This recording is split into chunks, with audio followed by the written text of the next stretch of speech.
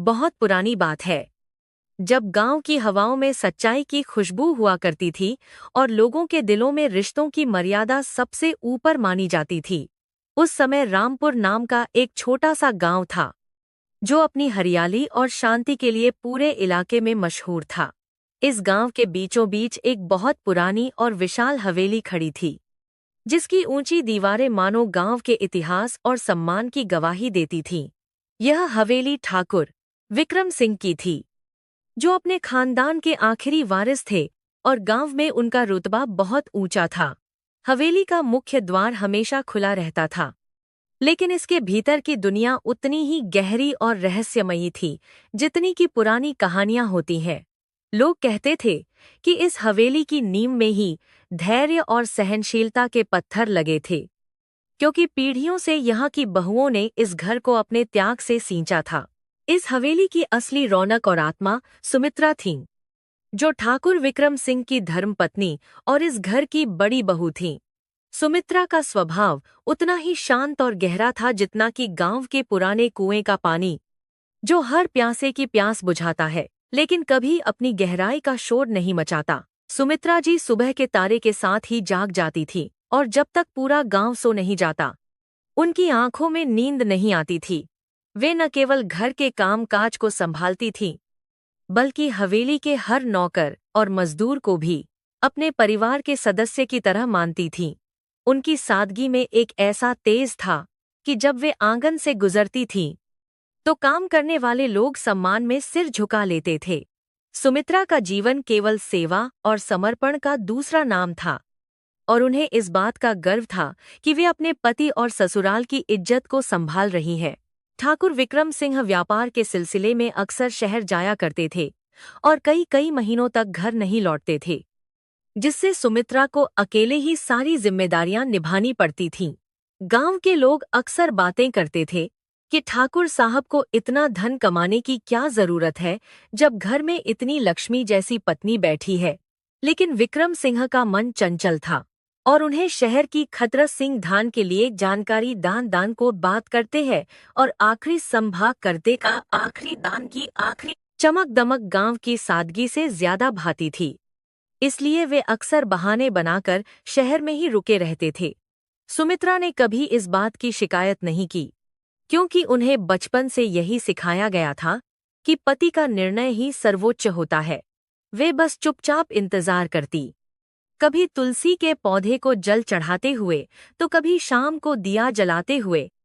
उनकी आंखों में हमेशा एक उम्मीद रहती थी कि एक दिन उनके पति पूरी तरह से घर लौट आएंगे। एक दिन हवेली में खबर आई कि ठाकुर विक्रम सिंह शहर से वापस आ रहे हैं और इस बार वे लंबे समय तक गांव में ही रहेंगे। यह खबर सुनते ही सुमित्रा के चेहरे पर एक ऐसी खुशी दौड़ गई जैसे सूखे खेत में पहली बारिश की बूंदें गिर गई हों। उन्होंने तुरंत पूरे तास कुछ नहीं जाने घर को साफ सुथरा करने का आदेश दिया और रसोई में विक्रम के पसंदीदा व्यंजन बनाने की तैयारी शुरू कर दी। हवेली के पुराने नौकर काकी और रामू काका भी बहुत खुश थे, क्योंकि मालिक के आने से घर में रौनक लौटने वाली थी। सुमित्रा ने अपनी सबसे अच्छी साड़ी निकाली, जो हल्के गुलाबी रंग की थी और जिसे विक्रम ने कभी उनकी शादी की सालगिरह पर दिया था। वे आईने के सामने खड़ी होकर अपने आप को देख रही थी, लेकिन उनके मन में कहीं न कहीं एक अजीब सी बेचैनी भी थी, जिसे वे समझ नहीं पा रही थी। शाम ढलते ढलते गांव के कच्चे रास्ते पर धूल का गुब्बार उड़ता दिखाई दिया और घोड़ों की टापों की आवाज सुनाई देने लगी, जिससे पता चला कि ठाकुर साहब की बग्घी आ रही है। सुमित्रा हाथों में आरती की थाली सजाकर मुख्य द्वार पर खड़ी हो गईं। उनके दिल की धड़कनें तेज हो रही थीं और वे अपने पति के स्वागत के लिए पूरी तरह तैयार थीं। काकी और अन्य नौकर भी पीछे कतार में खड़े थे। सब में एक उत्साह था कि मालिक आ रहे हैं। जैसे ही बग्घी हवेली के दरवाजे पर रुकी, सुमित्रा आगे बढ़ीं, लेकिन तभी कुछ ऐसा हुआ जिसने उनके कदमों को वहीं जमा दिया। बग्घी से पहले विक्रम सिंह नहीं उतरे, बल्कि एक अनजान औरत उतरी, जिसके कपड़ों और चाल ढाल में शहर की बनावटी चमक साफ झलक रही थी। वह औरत चंपा थी, जिसे विक्रम सिंह शहर से अपने साथ लाए थे। और उसका रूप रंग सुमित्रा की सादगी से बिल्कुल विपरीत था। चंपा ने गहरे लाल रंग की भड़कीली साड़ी पहन रखी थी, होठों पर गहरा रंग था और हाथों में सोने की चूड़ियां खनक रही थीं, जो हवेली के शांत माहौल में बहुत अजीब लग रही थीं। विक्रम सिंह उसके पीछे पीछे उतरे और उनके चेहरे पर वह अपनापन नहीं था जिसकी सुमित्रा उम्मीद कर रही थी, बल्कि एक अजीब सा कठोर भाव था। सुमित्रा के हाथ में आरती की थाली कांपने लगी, लेकिन उन्होंने अपनी मर्यादा नहीं खोई और अपनी जगह पर स्थिर खड़ी रहीं। विक्रम ने सुमित्रा की ओर देखा भी नहीं और सीधे चंपा का हाथ पकड़कर उसे आगे आने का इशारा किया, मानो वह इस घर की कोई खास मेहमान हो। सुमित्रा ने हिम्मत जुटाकर आगे बढ़कर आरती करने की कोशिश की, लेकिन विक्रम ने हाथ के इशारे से उन्हें रोक दिया और रूखे स्वर में कहा कि अभी इन सब ढकोसलों की जरूरत नहीं है। उन्होंने सबके सामने ऐलान किया कि चंपा अब से इस हवेली में रहेगी और उसकी देखभाल में कोई कमी नहीं आनी चाहिए। यह सुनकर काकी और रामू में एक दली 7,000 पर कि बदत तरीकों का भी और रामू में दली सदी सपने सपोर्ट कर करी। काका सन्न रह गए और सुमित्रा को ऐसा लगा जैसे किसी ने उनके कलेजे पर पत्थर रख दिया हो। चंपा ने बड़े घमंड से सुमित्रा को ऊपर से नीचे तक देखा और एक व्यंग्यात्मक मुस्कान के साथ हवेली के अंदर कदम रखा, बिना किसी रीति रिवाज या सम्मान के। सुमित्रा वहीं दरवाजे पर ठगी सी खड़ी रह गईं। उनकी आरती की लौ हवा के झोंके से फड़फड़ा रही थी, ठीक वैसे ही जैसे उनका भविष्य अब डगमगा रहा था। हवेली के अंदर का माहौल उसी पल से बदल गया, जैसे किसी पवित्र मंदिर में कोई अपवित्र वस्तु रख दी गई हो। चंपा ने आते ही हवेली की सजावट और पुराने फर्नीचर पर नाक भौं सिकोड़ना शुरू कर दिया, यह कहते हुए कि यह सब कुछ कितना पुराना और बेकार है। विक्रम सिंह उसकी हर बात में हाँ मिला रहे थे, मानो वे अपनी ही विरासत को भूल गए हों और किसी सम्मोहन में बंध गए हों। सुमित्रा चुपचाप पीछे पीछे चल रही थी। उनका मन अंदर ही अंदर रो रहा था, लेकिन चेहरे पर उन्होंने एक भी शिकन नहीं आने दी। वे जानती थीं कि अगर वे इस समय कमजोर पड़ीं, तो पूरा घर बिखर जाएगा। इसलिए उन्होंने अपने आंसुओं को पी लिया। नौकरों ने भी दबी जुबान में कानाफूसी शुरू कर दी थी, लेकिन मालिक के डर से कोई कुछ बोल नहीं पा रहा था। रात के खाने के समय तो हद ही हो गई। जब विक्रम ने आदेश दिया कि चंपा उनके साथ मुख्य कुर्सी के पास बैठेगी, हमेशा से यह नियम था कि विक्रम अकेले भोजन करते थे और सुमित्रा उन्हें पंखा झलती थीं और बाद में खाना खाती थीं। लेकिन आज परंपरा टूट रही थी। सुमित्रा ने हमेशा की तरह बड़े प्रेम से खाना परोसा था, लेकिन चंपा ने थाली को देखकर मुंह बनाया और कहा कि इतना तेल और मसाले वाला खाना वह नहीं खा सकती। विक्रम ने तुरंत सुमित्रा को डांटते हुए कहा कि तुम्हें शहर के तौर तरीके नहीं पता है, तो कम से कम पूछ लिया करो। सुमित्रा ने सिर झुकाकर माफी मांगी और दूसरी डिश लाने के लिए रसोई की ओर मुड़ गईं। उस पल उन्हें महसूस हुआ कि अब यह घर वह घर नहीं रहा जिसे उन्होंने बरसों से संजोया था। रसोई में जाकर सुमित्रा दीवार के सहारे खड़ी हो गईं और उनकी आंखों से 2 बूंद आंसू टपक पड़े, जिन्हें उन्होंने तुरंत अपने पल्लू से पोंछ लिया। वहां काकी बैठी थीं, जो सुमित्रा का दर्द समझ रही थीं। उन्होंने पास आकर धीरे से सुमित्रा के सिर पर हाथ रखा। काकी ने कहा कि बेटी, समय हर घाव भर देता है, तुम बस अपना धर्म निभाती रहो, भगवान सब देख रहा है। सुमित्रा ने काकी की ओर देखा और एक फीकी मुस्कान के साथ कहा कि काकी, मुझे अपने लिए डर नहीं है, मुझे डर इस हवेली की मान मर्यादा का है जो अब खतरे में है। उन्होंने फिर से खुद को संभाला और नई रोटियां बनाने लगीं, क्योंकि वे जानती थीं कि चाहे कुछ भी हो जाए, किसी को भूखा नहीं सोने दिया जा सकता। यह उनका संस्कार था जो उन्हें टूटने नहीं दे रहा था। उधर बाहर बरामदे में चंपा जोर जोर से हंस रही थी और विक्रम सिंह को पुरानी किस्से सुनाकर अपने प्रभाव में ले रही थी। उसकी हंसी की आवाज हवेली के शांत कोनों में गूंज रही थी, जो किसी को भी अच्छी नहीं लग रही थी, क्योंकि यह हंसी खुशी की नहीं बल्कि अधिकार जताने वाली थी। गांव के बाहर से गुजरने वाले लोग भी रुककर हवेली की ओर देख रहे थे, क्योंकि आज वहां की रोशनी और आवाजें कुछ अलग ही कहानी बयां कर रही थीं। सुमित्रा ने भोजन परोसा और एक कोने में खड़ी होकर देखती रहीं कि कैसे उनके पति एक दूसरी औरत के साथ हंस बोल रहे हैं, जबकि उनकी खुद की पत्नी वहां दासी की तरह खड़ी है। विक्रम ने एक बार भी सुमित्रा से यह नहीं पूछा कि उसने खाना खाया है या नहीं। उनका पूरा ध्यान चंपा की खुशामद में लगा था। भोजन के बाद विक्रम ने बेरुखी से सुमित्रा से कहा कि वह अतिथि कक्ष में जाकर सो जाएं, क्योंकि मुख्य शयन कक्ष में अब चंपा रहेगी। यह सुमित्रा के लिए सबसे बड़ा अपमान था, क्योंकि वह कमरा उनका सुहाग कक्ष था, जहां उनकी यादें और सपने बसे थे।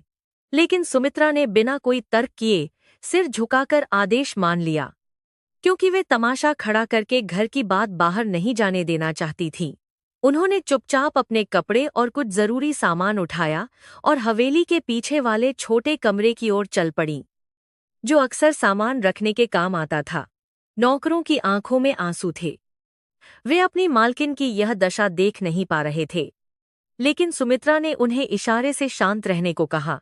उस छोटी और अंधेरी कोठरी में पहुंचकर सुमित्रा ने अपनी चटाई बिछाई और दीवार पर टंगी कृष्ण जी की तस्वीर को देखा। कमरा ठंडा था और उसमें सीलन की गंध आ रही थी, जो उस आलीशान शयनकक्ष से बिल्कुल अलग था जहां वे अब तक रहती आई थीं। उन्होंने खिड़की खोली तो बाहर घना अंधेरा छाया हुआ था और दूर कहीं सियारों के रोने की आवाज आ रही थी। सुमित्रा ने सोचा कि शायद यह अंधेरा ही अब उनका साथी है और उन्हें इसी में उजाले की किरण तलाशनी होगी। उन्होंने अपने मन को समझाया कि विक्रम अभी भटक गए हैं, लेकिन वे लौटेंगे, जरूर लौटेंगे, क्योंकि झूठ की उम्र लंबी नहीं होती।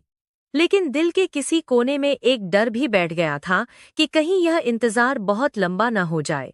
अगली सुबह जब सुमित्रा जागीं, तो हवेली का माहौल पूरी तरह बदल चुका था, जैसे रात भर में सदियां बीत गई हों। चंपा अभी तक सो रही थी और विक्रम भी अपने कमरे से बाहर नहीं आए थे, जबकि आमतौर पर इस समय तक पूजा पाठ हो जाता था। सुमित्रा ने अपनी नित्य क्रिया की, स्नान किया और तुलसी के पास दिया जलाया, लेकिन आज उन्हें वह शांति महसूस नहीं हो रही थी। नौकर भी डरे सहमे घूम रहे थे, क्योंकि उन्हें पता नहीं था कि अब उन्हें किसकी बात माननी है, पुरानी मालकिन की या नई औरत की। सुमित्रा ने काकी से कहा कि वे रसोई का काम संभालें और चाय बनाकर साहब के कमरे के बाहर रख दें, ताकि उन्हें कोई तकलीफ न हो। काकी ने भारी मन से उनकी बात मानी और बड़बड़ाते हुए चली गईं कि कलयुग आ गया है। दिन चढ़ने के साथ ही चंपा अपने कमरे से बाहर निकली और उसने आते ही हुक्म चलाना शुरू कर दिया, जैसे वह जन्मों से यहाँ की मालकिन हो। उसने सुमित्रा को आंगन में तुलसी पूजा करते देख व्यंग्य किया कि इन पत्थरों को पूजने से कुछ नहीं होगा, अगर पति को खुश नहीं रख सकती। सुमित्रा ने उसकी बात का कोई जवाब नहीं दिया और अपनी माला जपती रही, जिससे चंपा और भी चिढ़ गई। चंपा ने जानबूझकर जोर से आवाज लगाई कि उसे गर्म पानी चाहिए, और वह भी तुरंत, यह दिखाने के लिए कि अब उसकी हुकूमत चलती है। विक्रम भी वहां आ गए और उन्होंने बिना सच जाने सुमित्रा को ही डांटा कि वे मेहमान का ख्याल ठीक से नहीं रख रही हैं। सुमित्रा ने अपनी माला नीचे रखी और शांत स्वर में कहा कि पानी तैयार है। गांव में यह खबर आग की तरह फैल गई कि ठाकुर साहब शहर से एक औरत को लाए हैं और अपनी धर्मपत्नी को उन्होंने नौकरों जैसा बना दिया है। कुएं पर पानी भरने आई औरतें तरह तरह की बातें कर रही थीं। कोई ठाकुर को कोस रहा था तो कोई सुमित्रा की किस्मत पर रो रहा था। कुछ बूढ़ी औरतें कह रही थीं कि यह हवेली का दुर्भाग्य है, क्योंकि जब घर की लक्ष्मी का अपमान होता है तो सुख समृद्धि वहां से रूठ कर चली जाती है। लेकिन सुमित्रा ने घर की दहलीज के बाहर कभी अपना दुख जाहिर नहीं किया। वे जब भी बाहर निकलतीं तो उसी गरिमा के साथ निकलतीं, मानो सब कुछ सामान्य हो। उनका यह मौन ही उनकी सबसे बड़ी ताकत थी, जो लोगों को उनके प्रति और भी ज्यादा श्रद्धा से भर देता था। दोपहर होते होते चंपा ने रसोई में आकर फरमान सुनाया कि अब से खाना उसकी पसंद का बनेगा और तेल मसाले का हिसाब वह खुद रखेगी। उसने सुमित्रा के हाथ से चाबियों का गुच्छा छीनने की कोशिश की, जो हमेशा सुमित्रा की कमर में बंधा रहता था और घर की मालकिन होने का प्रतीक था। सुमित्रा ने पहली बार उसकी आंखों में आंखें डालकर देखा और बड़ी विनम्रता से कहा कि चाबियां वे खुद विक्रम को दे देंगी अगर वे मांगेंगे, लेकिन किसी और को नहीं। चंपा तिलमिला गई और पैर पटकते हुए विक्रम के पास गई और झूठ मूठ के आंसू बहाते हुए शिकायत की कि सुमित्रा ने उसका अपमान किया है। विक्रम गुस्से में रसोई में आए और उन्होंने सुमित्रा से बिना कुछ पूछे चाबियां छीनकर चंपा को बिहार किया जा रहा है के हाथ में थमा दी। सुमित्रा का हाथ खाली रह गया और उस खालीपन ने उन्हें अंदर तक झकझोर दिया, क्योंकि यह केवल चाबियां नहीं थीं, यह उनका सम्मान और अधिकार था। चंपा ने जीत की मुस्कान के साथ चाबियां अपनी कमर में बांधी और खनकाते हुए पूरे घर में घूमने लगी। सुमित्रा ने एक गहरी सांस ली और अपने काम में लग गईं, जैसे कुछ हुआ ही न हो। लेकिन काकी ने देखा कि सुमित्रा के हाथ कांप रहे थे जब वे आटा गूंथ रही थीं। उस दिन सुमित्रा ने खाना नहीं खाया, उन्होंने बस पानी पीकर अपना व्रत रखा, यह कहते हुए कि आज एकादशी है, जबकि असलियत यह थी कि उनके गले से निवाला नीचे नहीं उतर रहा था। हवेली की दीवारें भी मानो इस अन्याय को देखकर मौन विलाप कर रही थीं। शाम को हवेली में महफिल जमी। विक्रम ने अपने कुछ चापलूस दोस्तों को बुलाया था और चंपा वहां सबके सामने बैठकर बातें बना रही थी। यह हवेली की परंपरा के बिल्कुल खिलाफ था कि घर की औरतें बाहर वालों के सामने ऐसे बैठें, लेकिन विक्रम को अब परंपराओं की कोई परवाह नहीं थी। सुमित्रा अपने छोटे कमरे की खिड़की से यह सब देख रही थी और सोच रही थी कि जिस घर को उन्होंने इतनी मेहनत से संस्कारी बनाया था, वह कैसे तमाशे का अखाड़ा बन गया। उन्हें चिंता इस बात की थी कि गांव में विक्रम की क्या छवि बनेगी, लेकिन विक्रम तो अपनी ही दुनिया में मस्त थे। सुमित्रा ने मन ही मन प्रार्थना की कि भगवान उनके पति को सद्बुद्धि दें और इस घर को बुरी नजर से बचाएं। रात गहरी हो गई थी और हवेली में सन्नाटा छाने लगा था। केवल विक्रम और चंपा के कमरे से कभी-कभी बात करने की आवाजें आ रही थीं। सुमित्रा अपनी चटाई पर लेटी छत की ओर देख रही थी, जहां एक मकड़ी अपना जाला बुन रही थी। वे सोचने लगीं कि जीवन भी इस जाले की तरह है। हम कितनी मेहनत से इसे बनाते हैं और एक हवा का झोंका इसे तोड़ देता है, लेकिन मकड़ी हार नहीं मानती। वह फिर से झाला बनाना शुरू करती है। सुमित्रा ने भी तय कर लिया कि वे हार नहीं मानेंगी। वे इंतजार करेंगी उस दिन का जब विक्रम को अपनी गलती का एहसास होगा। वे जानती थीं कि वासना और मोह का नशा ज्यादा दिन नहीं टिकता। अंत में सत्य की ही जीत होती है, चाहे उसमें कितना भी समय क्यों न लगे। हवेली के बाहर पुराना पीपल का पेड़ हवा में झूम रहा था, जैसे वह सुमित्रा को सांत्वना दे रहा हो कि यह बुरा वक्त भी गुजर जाएगा। सुमित्रा की आंखों में नींद नहीं थी, बल्कि एक दृढ़ संकल्प था कि वे अपने घर को बिखरने नहीं देंगी। उन्होंने अपनी हथेलियों को देखा जो सेवा करते करते सख्त हो गई थीं, और सोचा कि ये हाथ अभी थके नहीं हैं। अभी तो परीक्षा शुरू हुई है और उन्हें इस अग्नि परीक्षा से गुजरना ही होगा। बाहर कहीं दूर से किसी कुत्ते के भौंकने की आवाज आई, जिसने रात की खामोशी को और भी गहरा कर दिया। सुमित्रा ने करवट बदली और एक लंबी सांस ली, तैयार होकर आने वाले कल के संघर्ष के लिए। अगला दिन और भी कठिन होने वाला था। यह सुमित्रा को आभास हो गया था, क्योंकि चंपा के इरादे केवल घर पर राज करने के नहीं थे, बल्कि वह सुमित्रा को इस घर से पूरी तरह बेदखल करना चाहती थी। लेकिन सुमित्रा भी कोई साधारण महिला नहीं थी। वे उस मिट्टी की बनी थीं जो धूप में तपकर और भी मजबूत हो जाती है। उनकी खामोशी में एक तूफान छिपा था, जिसे अभी बाहर आना बाकी था। इस तरह हवेली में एक अघोषित युद्ध शुरू हो चुका था। एक तरफ मर्यादा और त्याग था, तो दूसरी तरफ छल और अहंकार। अब देखना यह था कि कौन जीतता है और कौन टूटकर बिखरता है। लेकिन फिलहाल तो हवेली पर काले बादलों का साया मंडरा रहा था। हवेली की दीवारों पर अब उदासी की परतें जमने लगी थीं, जैसे पुरानी इमारतों पर काई जम जाती है। जहां पहले सुबह की शुरुआत वेद मंत्रों और तुलसी की पूजा से होती थी, अब वहां देर तक सोने और बेसमय जागने का नियम बन गया था। चंपा की मनमानी अब केवल रसोई तक सीमित नहीं थी, बल्कि उसने पूरे घर के तौर तरीकों को बदलना शुरू कर दिया था। उसे हवेली का पुरानापन अखरता था। इसीलिए उसने आते ही सबसे पहले उन पुरानी तस्वीरों को दीवारों से उतरवा दिया जो विक्रम के पूर्वजों की थीं। सुमित्रा ने जब यह देखा तो उनका दिल बैठ गया, क्योंकि वे तस्वीरें केवल कागज के टुकड़े नहीं थीं, बल्कि इस घर की आत्मा थीं। उन्होंने रोकने की कोशिश की, लेकिन चंपा ने ताना मारा कि ये मरे हुए लोग अब घर की शोभा नहीं बढ़ाते। हमें जीने वालों के लिए जगह बनानी चाहिए। विक्रम सिंह, जो कभी अपने पूर्वजों के नाम पर सिर ऊंचा करके चलते थे, अब चंपा के मोहपाश में ऐसे बंधे थे कि उन्हें कुछ और दिखाई ही नहीं दे रहा था। जब सुमित्रा ने उनसे शिकायत की कि पूर्वजों की तस्वीरों का अपमान हो रहा है, तो विक्रम ने झुंझलाते हुए कहा कि तुम हर छोटी बात का बतंगड़ क्यों बनाती हो। उन्होंने कहा कि चंपा शहर से आई है, उसका नजरिया नया है और हमें भी समय के साथ बदलना चाहिए। सुमित्रा ने हैरानी से अपने पति की ओर देखा। उन्हें विश्वास नहीं हो रहा था कि यह वही विक्रम है जो कभी अपने दादाजी की तलवार को पूजते थे। उस दिन सुमित्रा ने चुपचाप उन तस्वीरों को इकट्ठा किया, उन्हें अपनी साड़ी के पल्लू से साफ किया और आदर के साथ अपने छोटे से कमरे में ले जाकर रख लिया, जहां अब वे ही उनके एकमात्र साथी थे।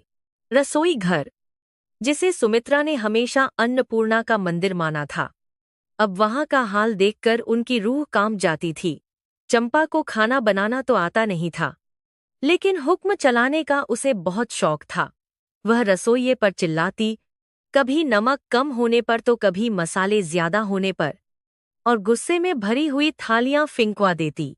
अनाज की यह बर्बादी सुमित्रा से देखी नहीं जाती थी, क्योंकि वे जानती थीं कि एक एक दाना कितनी मेहनत से उपजता है।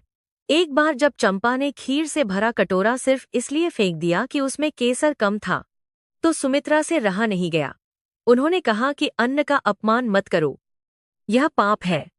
लेकिन चंपा ने पलटकर जवाब दिया कि जब पैसा हमारे पास है तो हम जो चाहे करें। तुम नौकरानी बनकर रहो, मालकिन बनने की कोशिश मत करो। चंपा का व्यवहार नौकरों के प्रति भी दिन ब दिन क्रूर होता जा रहा था, खास तौर पर उन पुराने नौकरों के प्रति जो सुमित्रा के वफादार थे। रामू काका, जो विक्रम को बचपन में कंधे पर खिलाते थे, अब चंपा की नज़र में एक बेकार बूढ़े आदमी थे। एक दोपहर रामू काका से पानी का गिलास गलती से छलक गया, तो चंपा ने उन पर जो चिल्लाना शुरू किया वह पूरे मोहल्ले ने सुना। उसने रामू काका को कामचोर और अंधा कहा और उन्हें तुरंत नौकरी से निकालने की धमकी दे दी। रामू काका हाथ जोड़कर खड़े थे, उनकी आंखों में आंसू थे, लेकिन वे कुछ बोल नहीं पा रहे थे। सुमित्रा दौड़कर आईं और रामू काका के सामने ढाल बनकर खड़ी हो गईं। उन्होंने कहा कि काका इस घर के सदस्य हैं, उन्हें कोई नहीं निकाल सकता। लेकिन सुमित्रा का यह साहस विक्रम को पसंद नहीं आया, क्योंकि चंपा ने फिर से वही नाटक किया कि उसकी कोई इज्जत नहीं है। विक्रम ने सबके सामने सुमित्रा को डांटा और कहा कि अगर चंपा नहीं चाहती तो रामू काका को यह घर छोड़ना होगा या फिर उन्हें केवल अस्तबल का काम देखना होगा। वे हवेली के अंदर नहीं आएंगे। यह फैसला सुनते ही रामू काका फफक कर रो पड़े। उन्होंने अपनी पगड़ी विक्रम के पैरों में रख दी, लेकिन विक्रम का दिल नहीं पसीजा। सुमित्रा को लगा जैसे किसी ने उनके वजूद को ही नकार दिया हो। उस रात रामू काका अस्तबल में सोए और सुमित्रा अपनी कोठरी में। दोनों की आंखों में नींद नहीं थी, केवल अपमान की आग जल रही थी। हवेली का हर पुराना ईंट पत्थर इस अन्याय पर आंसू बहा रहा था। गांव के कुएं पर अब औरतों की बातें केवल पानी भरने तक सीमित नहीं थीं, बल्कि ठाकुर की हवेली की चर्चा मुख्य विषय बन गई थी। औरतें कानाफूसी करती थीं कि देखो, जिस घर की बहुओं को लोग देवी मानते थे, आज वहां एक कुलता का राज है। कोई कहती कि ठाकुर साहब पर उस औरत ने कोई जादू टोना कर दिया है, वरना भला चंगा आदमी अपनी पत्नी को ऐसे कैसे छोड़ सकता है। कुछ सयानी औरतें कहती कि विनाश काले विपरीत बुद्धि। जब आदमी का समय खराब आता है तो उसकी मति सबसे पहले मारी जाती है।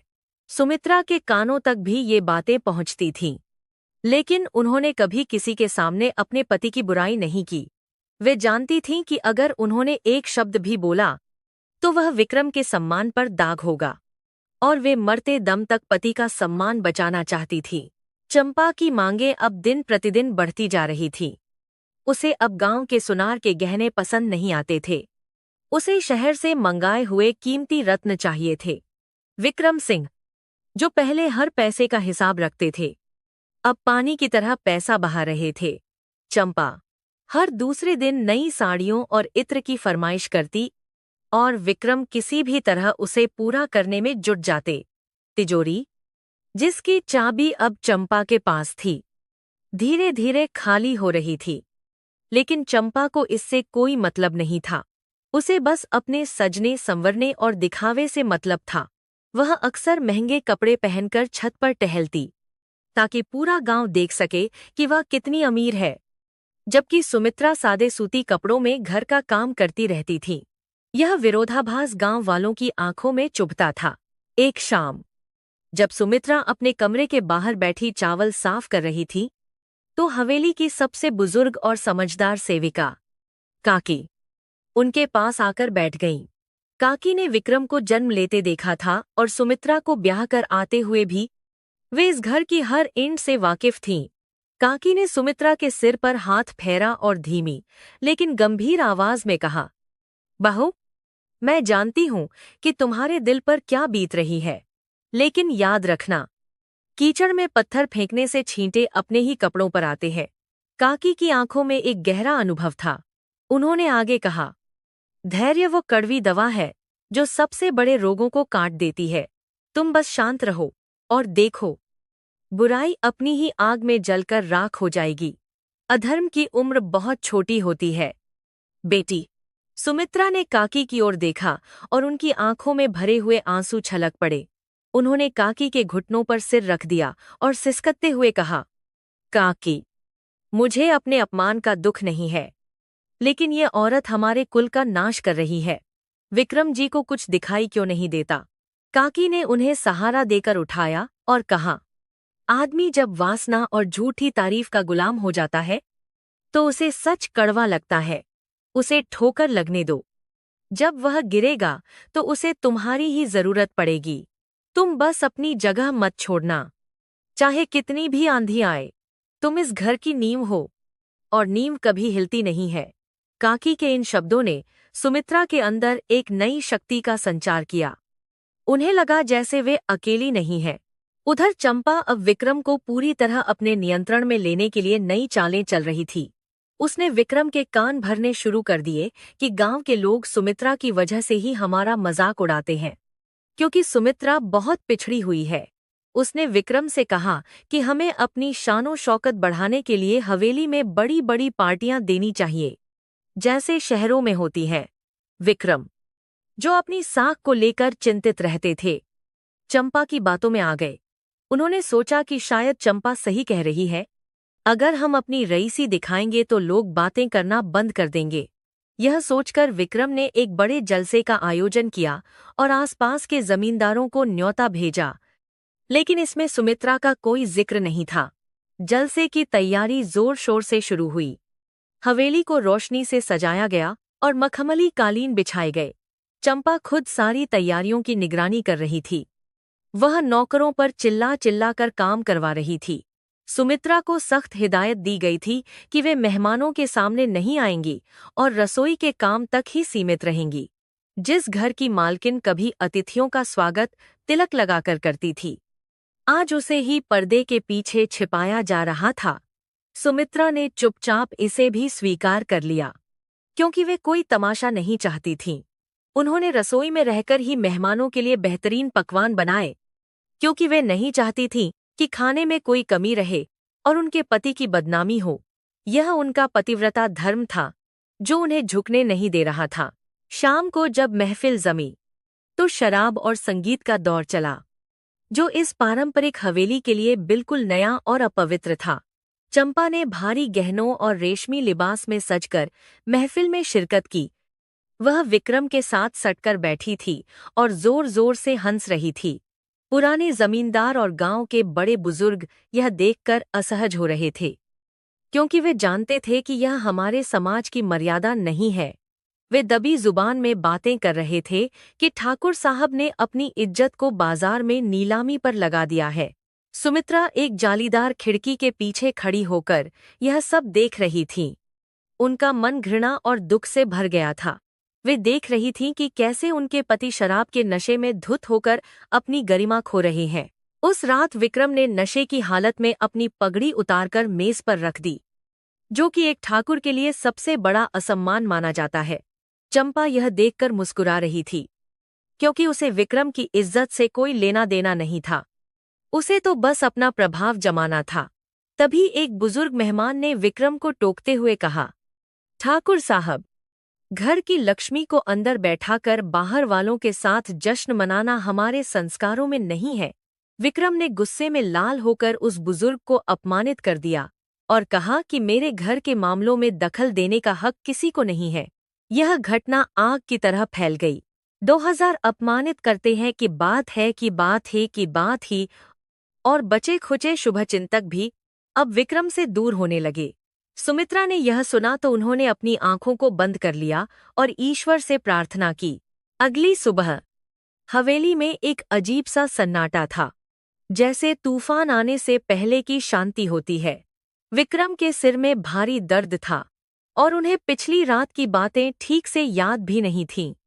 लेकिन नौकरों के उतरे हुए चेहरे बता रहे थे कि कुछ बहुत गलत हुआ है। चंपा ने मौका देखकर फिर से विक्रम को पट्टी पढ़ाई कि वे बूढ़े लोग हमसे जलते हैं, इसलिए ऐसी बातें करते हैं। उसने विक्रम से कहा कि अब हमें अपनी सुरक्षा और भविष्य के लिए कुछ ठोस कदम उठाने चाहिए। उसने विक्रम से मांग की कि हवेली के नाम के कुछ कागजात उसके पास होने चाहिए ताकि वह सुरक्षित महसूस कर सके। विक्रम अभी भी नशे और विक्रम प्रभाव में थे। उन्होंने कहा कि वह इस बारे में सोचेंगे, लेकिन सुमित्रा ने यह बात सुन ली थी। सुमित्रा को अब स्पष्ट हो गया था कि चंपा का मकसद केवल ऐश आराम नहीं, बल्कि संपत्ति हड़पना है। वे जानती थीं कि अगर पुश्तैनी जमीन और हवेली के कागज चंपा के हाथ लग गए तो विक्रम सड़क पर आ जाएंगे। उन्होंने पहली बार अपनी चुप्पी तोड़ने का फैसला किया, लेकिन बहुत ही सावधानी से। उन्होंने रामू काका को बुलाकर गुप्त रूप से कहा कि वे मुनीम जी से कहें कि कागजातों को कुछ दिन के लिए टाल दें और विक्रम को आसानी से न दें। रामू काका समझ गए कि मालकिन अब युद्ध के लिए तैयार हो रही हैं। उन्होंने सिर हिलाया और तुरंत मुनीम जी के पास चले गए। यह सुमित्रा की पहली चाल थी अपने घर को बचाने के लिए। वे अब केवल सहने वाली नहीं, बल्कि रक्षा करने वाली बन रही थीं। इसी बीच चंपा ने एक और घिनौनी चाल चली। उसने विक्रम से शिकायत की कि उसकी तबीयत खराब रहती है और उसे लगता है कि सुमित्रा ने खाने में कुछ मिला दिया है। यह आरोप इतना गंभीर था कि विक्रम भी एक पल के लिए सहम गए।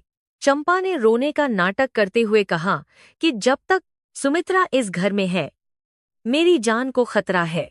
विक्रम, जो पूरी तरह बुद्धिहीन हो चुके थे, गुस्से में रसोई में गए और सुमित्रा पर चिल्लाए। उन्होंने बिना किसी सबूत के सुमित्रा पर अपनी ही सौतन को जहर देने की कोशिश का आरोप लगा दिया। सुमित्रा ने विक्रम की आंखों में देखा और शांत स्वर में कहा, मैं विष पी सकती हूँ स्वामी, लेकिन किसी को दे नहीं सकती। आप मुझ पर जो चाहे आरोप लगाएं, लेकिन मेरे संस्कारों पर नहीं। सुमित्रा का यह जवाब विक्रम के दिल में कहीं न कहीं चुभ गया, क्योंकि वे अंदर ही अंदर जानते थे कि सुमित्रा चींटी को भी नहीं मार सकती। लेकिन चंपा का दबाव इतना ज्यादा था कि उन्होंने सुमित्रा को आदेश दिया कि अब से वे रसोई में भी नहीं जाएंगी और अपना खाना खुद अलग बनाएंगी। सुमित्रा को घर के सबसे आखिरी कोने में स्थित एक टूटी फूटी कोठरी में भेज दिया गया, जहां जानवरों का चारा रखा जाता था। यह सुमित्रा के लिए वनवास जैसा था, लेकिन उन्होंने इसे भी तपस्या मानकर स्वीकार कर लिया। उन्होंने उस कोठरी को साफ किया, गोबर से लीपा और वहां अपना छोटा सा संसार बसा लिया। अब वे पूरी तरह से विक्रम की नजरों से दूर हो गई थी, लेकिन उनकी नजर पूरे घर पर थी। गांव वालों को जब पता चला कि सुमित्रा को जानवरों वाली कोठरी में रहने को मजबूर किया गया है, तो लोगों का गुस्सा 7वें आसमान पर पहुंच गया। लेकिन कोई कुछ कर नहीं सकता था, क्योंकि यह घर का मामला था। फिर भी गांव की औरतें चोरी छिपे सुमित्रा के लिए फल और दूध रख जाती थीं, क्योंकि वे जानती थीं कि सुमित्रा ने कभी किसी का बुरा नहीं किया। सुमित्रा उन औरतों का धन्यवाद करती लेकिन कभी अपना दुख नहीं रोती। वे कहती कि यह मेरे कर्मों का फल है, मुझे ही भोगना है। उनकी यह सहनशीलता लोगों को और भी ज्यादा भावुक कर देती थी। उधर हवेली के अंदर चंपा अब बेखौफ होकर धन की बर्बादी कर रही थी। उसे लग रहा था कि अब उसका रास्ता पूरी तरह साफ है। लेकिन जैसा कि काकी ने कहा था, बुराई का घड़ा भरता जरूर है। हवेली के खजाने में अब ज्यादा धन नहीं बचा था, क्योंकि विक्रम ने व्यापार पर ध्यान देना बंद कर दिया था और चंपा के खर्चों का कोई अंत नहीं था। जब विक्रम ने चंपा को बताया कि हाथ थोड़ा तंग है और खर्चे कम करने होंगे, तो चंपा का असली रंग पहली बार हल्का सा दिखाई दिया। उसने चिढ़कर कहा, तो फिर और कमाओ, मैं गरीबी में रहने के लिए यहाँ नहीं आई हूँ। विक्रम को यह बात बहुत बुरी लगी, लेकिन वे इसे पी गए। यह पहली दरार थी जो उन दोनों के बीच पड़ी थी, और सुमित्रा दूर अंधेरे में बैठकर इस दरार के बड़ा होने का इंतजार कर रही थी। मौसम भी अब बदलने लगा था। आसमान में काले बादल घिरने लगे थे, जो आने वाले तूफान का संकेत दे रहे थे। हवेली की छत टपकने लगी थी, लेकिन उसकी मरम्मत की चिंता किसी को नहीं थी। चंपा को केवल अपने गहनों की चिंता थी। उसने विक्रम से जिद की कि उसे सुमित्रा की सांस का वह भारी नवलखा हार चाहिए जो तिजोरी में रखा है। वह हार खानदान की सबसे कीमती धरोहर थी और उसे केवल घर की बड़ी बहू ही पहन सकती थी। विक्रम ने हिचकिचाते हुए कहा कि वह माँ का हार है, लेकिन चंपा ने भूख हड़ताल की धमकी दे दी। अंततः विक्रम ने हार कर तिजोरी से वह हार निकालकर चंपा को दे दिया। जब चंपा ने वह हार पहनकर सुमित्रा को दिखाने के लिए कोठरी के पास से गुजरी, तो सुमित्रा का धैर्य लगभग जवाब दे गया। वह हार उनकी सासू माँ का आशीर्वाद था, जिसे उन्होंने प्राणों से ज्यादा संभाल कर रखा था। चंपा ने हंसते हुए कहा, देखो, अब असली मालकिन कौन है, यह हार मेरे गले में ज्यादा जंचता है। सुमित्रा ने अपनी आंखें मूंद लीं और मन ही मन अपनी दिवंगत सासू माँ से माफी मांगी कि वे उनकी धरोहर की रक्षा नहीं कर सकीं। लेकिन उसी पल उन्होंने एक प्रतिज्ञा भी की कि यह हार इस पापिनी के गले में ज्यादा दिन नहीं रहेगा। धर्म और अधर्म की लड़ाई अब अपने अंतिम चरण की ओर बढ़ रही थी। रात के सन्नाटे में हवाएं तेज चलने लगी थीं और खिड़कियां खड़खड़ा रही थीं। सुमित्रा अपनी कोठरी में दिए की लौ को बचाने के लिए हाथ का घेरा बनाए बैठी थीं। उनकी परछाई दीवार पर बड़ी और विशाल दिख रही थी, जैसे कोई देवी अपनी शक्ति को समेट रही हो। काकी फिर से उनके पास आईं और बोलीं, बेटी, बादल घिर आए हैं, अब बस बिजली गिरने की देर है। तू तैयार रहना, क्योंकि जब यह महल गिरेगा तो इसे संभालने वाले हाथ सिर्फ तेरे होंगे। सुमित्रा ने काकी की ओर देखा और दृढ़ता से सिर हिलाया। उनकी आंखों में अब आंसू नहीं थे, बल्कि एक ऐसी चमक थी जो आने वाले न्याय की गवाही दे रही थी। हवेली के अंदर विक्रम को नींद नहीं आ रही थी। उन्हें बार बार अपनी माँ और सुमित्रा का चेहरा याद आ रहा था। हार देने के बाद से उनके मन में एक अजीब सा अपराधबोध जाग गया था, जिसे वे शराब के नशे में भी नहीं भुला पा रहे थे। दूसरी ओर चंपा आईने के सामने खड़े होकर हार को निहार रही थी। उसकी आंखों में लालच की चमक थी। वह सोच रही थी कि इस हार को बेचकर वह कितना पैसा कमा सकती है और यहाँ से भाग सकती है। उसे विक्रम या इस हवेली से कोई प्यार नहीं था। उसे बस धन से प्यार था। षड्यंत्र का जाल अब पूरी तरह बुना जा चुका था और इसमें फंसने वाला कोई और नहीं, बल्कि खुद शिकारी था। इस तरह हवेली में तनाव अपनी चरम सीमा पर था। हर कोई महसूस कर सकता था कि कुछ बहुत बड़ा और भयानक होने वाला है। हवा में एक भारीपन था जो सांस लेना मुश्किल कर रहा था। सुमित्रा का खामोश इंतजार अब एक मौन गर्जना में बदलने वाला था। गांव वाले भी, जो अब तक चुप थे, इस नाटक के अंत की प्रतीक्षा कर रहे थे। विक्रम की अंधी दौड़, चंपा का लालच और सुमित्रा का तप, इन तीनों का टकराव अब अवश्यंभावी था। और वह रात दूर नहीं थी जब सच का सूरज इस अंधेरे को चीरकर बाहर आएगा। समय का पहिया अपनी गति से घूमता रहा और हवेली के ऊपर मुसीबतों के बादल और भी गहरे होते चले गए। इस साल इंद्रदेव भी गांव से रूठ गए थे। बारिश न होने के कारण खेत सूखने लगे थे और पूरे इलाके में सूखे की स्थिति बन गई थी। जो जमीन कभी सोना उगलती थी, अब वहां धूल उड़ रही थी और इसका सीधा असर ठाकुर विक्रम सिंह की आमदनी पर पड़ा। व्यापार में भी भारी घाटा हुआ था, क्योंकि साझेदारों ने विक्रम की लापरवाही का फायदा उठाकर हिसाब किताब में गड़बड़ी कर दी थी। हवेली, जो कभी धन धान्य से भरी रहती थी, अब अपनी ही जरूरतों के लिए संघर्ष करने लगी थी। लेकिन इस मुश्किल घड़ी में जहां एक धर्मपत्नी अपने पति का संबल बनती है, वहीं चंपा का व्यवहार और भी ज्यादा क्रूर और स्वार्थी होता जा रहा था। उसे घर की आर्थिक स्थिति से कोई लेना देना नहीं था। उसे तो बस अपनी विलासिता पूर्ण करनी थी। जब विक्रम ने चंपा को बताया कि इस महीने हाथ तंग है और उसे अपने खर्चों में कटौती करनी होगी, तो चंपा का चेहरा गुस्से से लाल हो गया। वह जोर जोर से चिल्लाने लगी कि उसने इस कंगाली में रहने के लिए शहर नहीं छोड़ा था।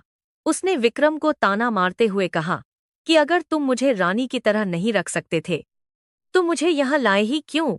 विक्रम के लिए यह सुनना किसी तमाचे से कम नहीं था, क्योंकि उन्होंने चंपा के लिए अपना सब कुछ दांव पर लगा दिया था। उन्होंने उसे समझाने की बहुत कोशिश की कि यह केवल कुछ समय की बात है, अगली फसल तक सब ठीक हो जाएगा। लेकिन चंपा ने उनकी एक न सुनी और अपने कमरे का सामान तोड़ना शुरू कर दिया, यह दिखाते हुए कि उसका गुस्सा कितना तेज है। चंपा का असली चेहरा अब धीरे धीरे सामने आ रहा था। जो उस सुंदर नकाब के पीछे छिपा था, वह अब विक्रम से सीधे मुंह बात भी नहीं करती थी। और जब भी विक्रम उसके पास जाते, वह सिर दर्द या थकान का बहाना बना देती। हवेली के नौकर देख रहे थे कि जिस औरत के लिए मालिक ने अपनी देवी जैसी पत्नी को छोड़ दिया, वही औरत अब मालिक को दुत्कार रही है। चंपा अब अक्सर अपनी कोठरी में अकेले रहती और संदूक में कुछ न कुछ गिनती रहती।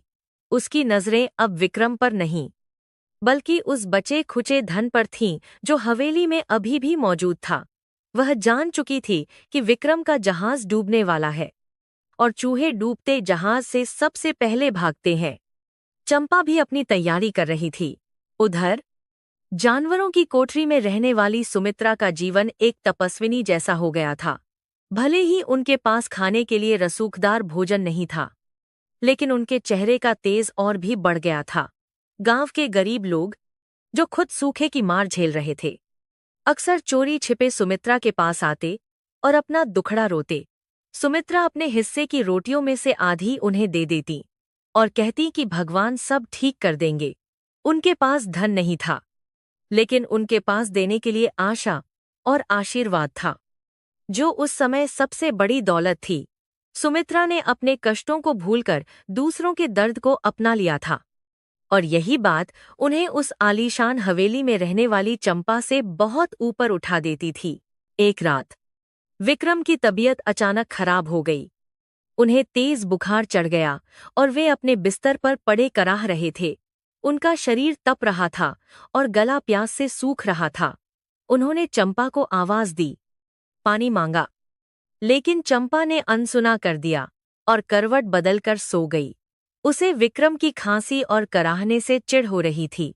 विक्रम को उस पल अपनी माँ और सुमित्रा की याद आई, जो उनके बीमार होने पर रात रात भर जागकर उनके सिर पर पट्टियां रखती थीं। आज वे अपनी ही हवेली में अपने ही बिस्तर पर अनाथों की तरह तड़प रहे थे और उनके पास पानी का एक गिलास देने वाला भी कोई नहीं था। उस अंधेरी रात में विक्रम की आंखों से पश्चाताप के पहले आंसू गिरे, जो तकिए में जज्ब हो गए।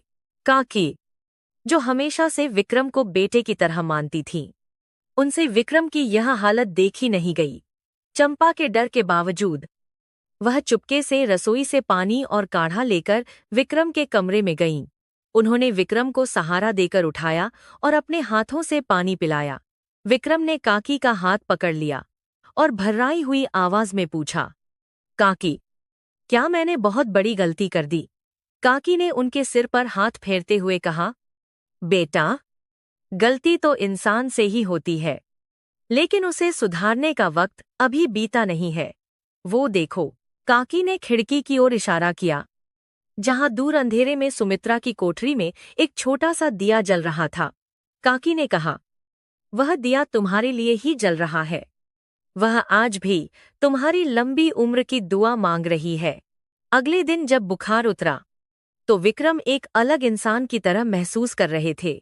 उनके अंदर का अहंकार टूट चुका था और उन्हें वास्तविकता साफ दिखाई देने लगी थी।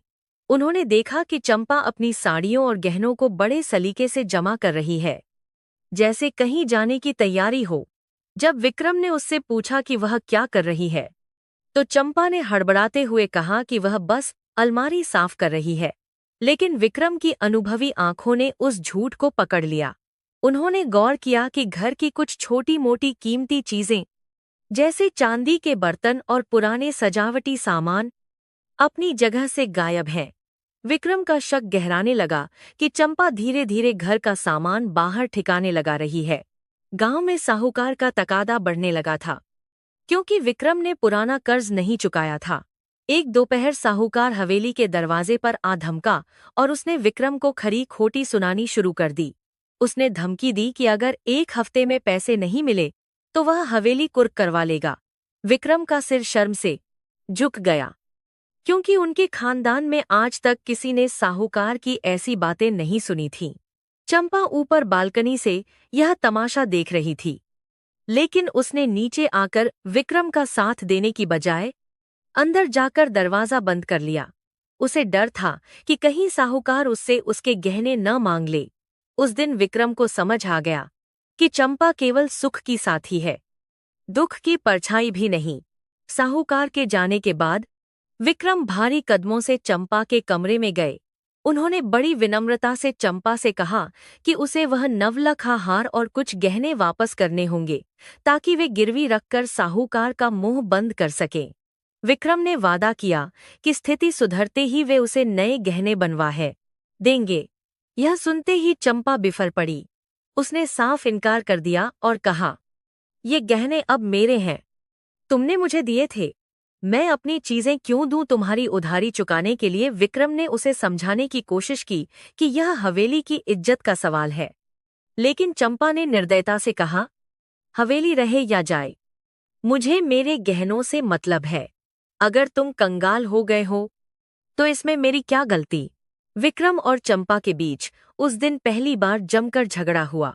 विक्रम की आवाज में अब वह पुराना रौब नहीं था, बल्कि एक हताशा थी, जबकि चंपा की आवाज में लालच और बदतमीजी थी।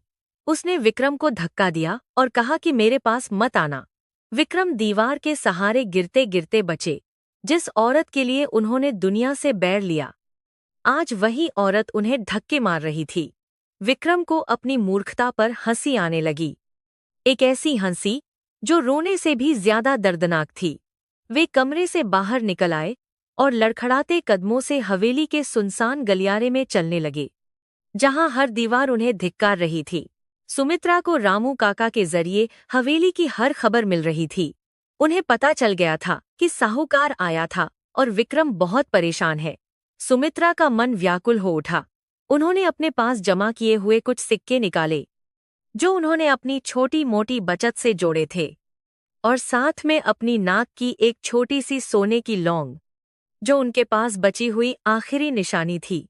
उन्होंने रामू काका को वह पोटली दी और कहा, काका, इसे साहूकार के पास ले जाओ और कहो कि यह ब्याज की रकम है, मूलधन भी जल्द मिल जाएगा, लेकिन खबरदार, मालिक को मत बताना कि यह मैंने दिया है। सुमित्रा अपनी अंतिम पूंजी देकर भी अपने पति की लाज बचाना चाहती थीं। रामू काका ने वह पोटली ली और उनकी आंखों से झरझर आंसू बहने लगे। वे सोच रहे थे कि एक तरफ वह कुलटा है जिसने सब कुछ हड़प लिया, फिर भी मदद नहीं कर रही, और एक तरफ यह देवी है जिसके पास कुछ नहीं है, फिर भी सब कुछ न्योछावर कर रही है। रामू काका ने सुमित्रा के चरण स्पर्श किए और साहूकार के पास चले गए। साहूकार ने जब वह छोटी सी लौंग देखी तो वह भी सन्न रह गया। वह समझ गया कि यह किसकी कुर्बानी है। उसने वह लौंग वापस कर दी और रामू काका से कहा, काका, जाकर अपनी मालकिन से कहना कि मैंने ब्याज माफ किया। ऐसी सती का धन लेकर मुझे पाप नहीं कमाना। मैं कुछ दिन और रुकूंगा। सुमित्रा के त्याग ने पत्थर दिल साहूकार को भी पिघला दिया था। हवेली में तनाव अब चरम पर था। चंपा को लगने लगा था कि अब यह रहने में कोई फायदा नहीं है, बल्कि खतरा ही है। अगर हवेली नीलाम हो गई तो उसे भी धक्के खाने पड़ेंगे। उसने एक गुप्त योजना बनाई। गांव के बाहर एक बदनाम सराफा व्यापारी था। चंपा ने अपनी दासी के जरिए उससे संपर्क किया और खबर भिजवाई कि वह अपने सारे गहने बेचना चाहती है और शहर भागना चाहती है। उसने तय किया कि किसी अंधेरी रात में, जब सब सो रहे होंगे, वह सारा माल समेटकर निकल जाएगी। वह विक्रम को बिना बताए उसे कंगाली में छोड़कर एक नई जिंदगी शुरू करना चाहती थी। उसे विक्रम के प्यार या दर्द से कोई सरोकार नहीं था। सुमित्रा को चंपा की गतिविधियों पर शक हो रहा था। कोठरी से उन्हें हवेली का पिछला दरवाजा साफ दिखाई देता था। उन्होंने कई बार रात के अंधेरे में चंपा की दासी को संदिग्ध हालत में बाहर जाते और आते देखा था। सुमित्रा की छठी इंद्रिय कह रही थी कि कुछ बहुत बुरा होने वाला है। उन्होंने अपनी निगरानी बढ़ा दी। वे रात रात भर जागती रहतीं और हवेली की हर आहट पर कान लगाए रखतीं। वे जानती थीं कि विक्रम अभी मानसिक रूप से बहुत कमजोर है और वे चंपा की चाल को समझ नहीं पाएंगे। घर की रक्षा का भार अब पूरी तरह सुमित्रा के समान होने ताईगा कंधों पर था और वे इसके लिए तैयार थीं। एक शाम, जब आसमान में काले बादल फिर से घिर आए थे और बिजली कड़क रही थी, विक्रम शराब की बोतल लेकर बरामदे में बैठे थे। वे नशे में अपने गम को डुबोने की कोशिश कर रहे थे। तभी चंपा उनके पास आई, लेकिन आज उसका व्यवहार बहुत मीठा था। उसने विक्रम से बहुत प्यार से बातें कीं और उन्हें और ज्यादा शराब पिलाई। उसका मकसद था कि विक्रम इतना नशा कर लें कि वे पूरी रात होश में न आएं। विक्रम, जो प्यार के भूखे थे, फिर से उसके जाल में फंस गए। उन्हें लगा कि शायद चंपा सुधर गई है और उनका साथ देगी, लेकिन वे यह नहीं देख पाए कि चंपा की मिठास के पीछे एक जहरीला खंजर छिपा है। जब विक्रम पूरी तरह से बेहोश होकर सोफे पर गिर गए, तो चंपा के चेहरे पर एक कुटिल मुस्कान आ गई। उसने तुरंत अपने कमरे की ओर दौड़ लगाई। उसने अपनी अलमारी खोली और एक बड़े से थैले में नवलखा हार, सोने के कंगन, चांदी के सिक्के और विक्रम की बची खुची नकदी भरनी शुरू कर दी। उसकी आंखों में केवल चमक थी, डर नहीं। वह अपने कमरे में इधर उधर घूम रही थी, यह सुनिश्चित करने के लिए कि कोई कीमती चीज छूट न जाए। बाहर हवाओं का शोर तेज हो गया था, जो उसके भागने के लिए सही आवरण प्रदान कर रहा था। वह जानती थी कि आज रात की बारिश उसके पैरों के निशान मिटा देगी। सुमित्रा कोठरी में बैठी थी। तभी उन्हें आंधी की आवाज के बीच हवेली के अंदर से कुछ भारी सामान खिसकने की आवाज आई। उनका माथा ठनका। उन्होंने तुरंत अपना पुराना शॉल ओढ़ा और दबे पांव कोठरी से बाहर निकलीं। बारिश शुरू हो चुकी थी और बूंदें उनके चेहरे पर पड़ रही थीं, लेकिन उन्होंने परवाह नहीं की। वे हवेली के पिछवाड़े की तरफ गईं और एक खंभे के पीछे छिपकर देखने लगीं। उन्होंने देखा कि चंपा के कमरे की बत्ती जल रही है और परछाई में साफ दिख रहा है कि वह सामान बांध रही है। सुमित्रा समझ गईं कि आज की रात ही वह रात है जिसका उन्हें डर था। कुल की मर्यादा आज चोरी होकर जाने वाली थी। सुमित्रा के मन में एक पल के लिए आया कि वे शोर मचा दें, लेकिन फिर उन्होंने सोचा कि अगर उन्होंने शोर मचाया तो चंपा कोई नई कहानी बना देगी और विक्रम शायद फिर से सुमित्रा को ही गलत समझेंगे। उन्हें चंपा को रंगे हाथों पकड़ना था। सुमित्रा ने धैर्य से काम लिया। वे वहीं बारिश में भीगते हुए खड़ी रहीं, अपनी नजरें उस दरवाजे पर टिकाए जहां से चंपा के निकलने की उम्मीद थी। ठंड से उनका शरीर कांप रहा था, लेकिन उनका संकल्प अडिग था। यह लड़ाई अब केवल पति पत्नी की नहीं, बल्कि सत्य और असत्य, निष्ठा और विश्वासघात की थी। कुछ देर बाद पिछला दरवाजा धीरे से खुला। काली चादर में लिपटी एक आकृति बाहर निकली, जिसके हाथ में एक भारी थैला था। वह चंपा थी। उसने इधर उधर देखा, यह सुनिश्चित करने के लिए कि कोई देख तो नहीं रहा। उसे पूरा यकीन था कि विक्रम नशे में है और सुमित्रा कोठरी में सो रही होगी। वह तेज कदमों से बाड़े की तरफ बढ़ी, जहां से वह दीवार फांदकर भागने वाली थी। सुमित्रा ने एक गहरी सांस ली। उन्होंने ईश्वर का नाम लिया और अंधेरे से निकलकर चंपा के रास्ते में खड़ी हो गईं। बिजली कड़की और उस रोशनी में चंपा ने अपने सामने सुमित्रा को साक्षात दुर्गा की तरह खड़ा देखा। चंपा डर के मारे एक कदम पीछे हट गई। उसके हाथ से थैला छूटने ही वाला था। उसने कांपती आवाज में पूछा, तू तू यहाँ क्या कर रही है? डायन सुमित्रा ने शांत लेकिन बेहद कठोर आवाज में कहा, मैं अपने घर की रखवाली कर रही हूँ। यह थैला यहीं रख दो और वापस अंदर जाओ। इसी में तुम्हारी भलाई है। चंपा को अपनी योजना विफल होती देख गुस्सा आ गया। उसने सोचा कि सुमित्रा अकेली है और कमजोर है, वह उसे धक्का देकर भाग सकती है। चंपा ने जेब से एक छोटा चाकू निकाला जो वह सुरक्षा के लिए लाई थी और सुमित्रा की ओर तान दिया। उसने फुफकारते हुए कहा, हटो रास्ते से, वरना जान से मार दूंगी। आज मुझे कोई नहीं रोक सकता। लेकिन सुमित्रा अपनी जगह से 1 इंच भी नहीं हिली।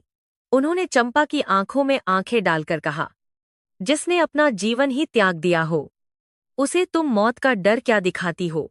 चंपा, तुम मेरे गहने ले जा सकती थी, मेरा पति ले जा सकती थी, लेकिन मेरे पूर्वजों की धरोहर मैं तुम्हें इस देहरी के पार नहीं ले जाने दूंगी। इसके लिए तुम्हें मेरी लाश पर से गुजरना होगा।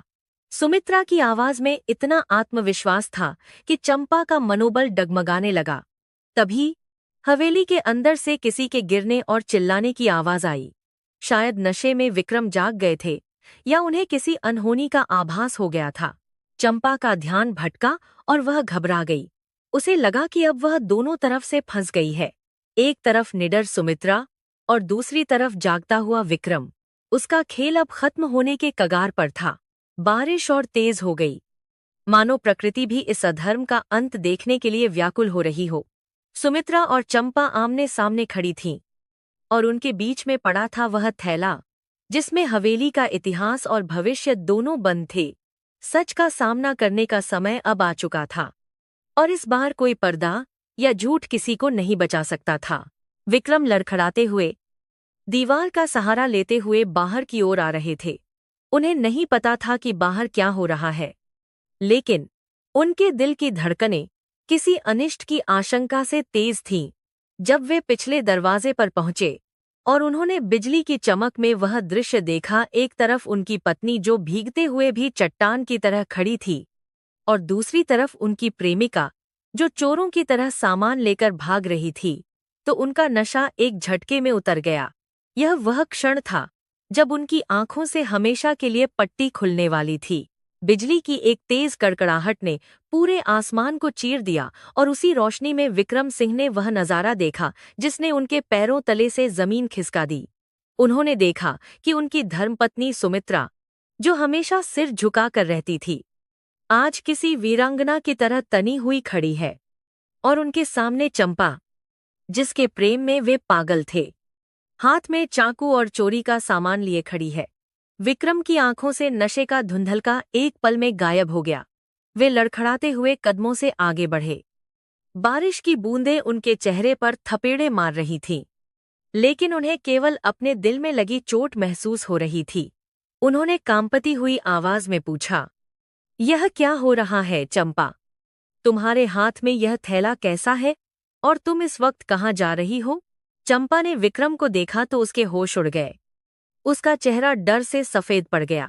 उसने तुरंत चाकू पीछे छिपाने की कोशिश की और थैले को अपने दुपट्टे से ढक लिया। उसने हकलाते हुए झूठ बोलने की कोशिश की, विक्रम, वो मैं देख रही थी कि सुमित्रा कुछ चुराकर भाग रही थी। मैं तो उसे रोकने आई थी। देखो, इसने घर का सारा जेवर चुरा लिया है। चंपा ने अपनी आखिरी चाल चली थी, यह सोचकर कि विक्रम अब भी उस पर विश्वास करेंगे। लेकिन सुमित्रा शांत रहीं। उन्होंने कोई सफाई नहीं दी, बस अपनी नजरें विक्रम पर गढ़ाए रखीं। सत्य को किसी सहारे की जरूरत नहीं होती, और आज सुमित्रा का मौन ही सबसे बड़ा प्रमाण था।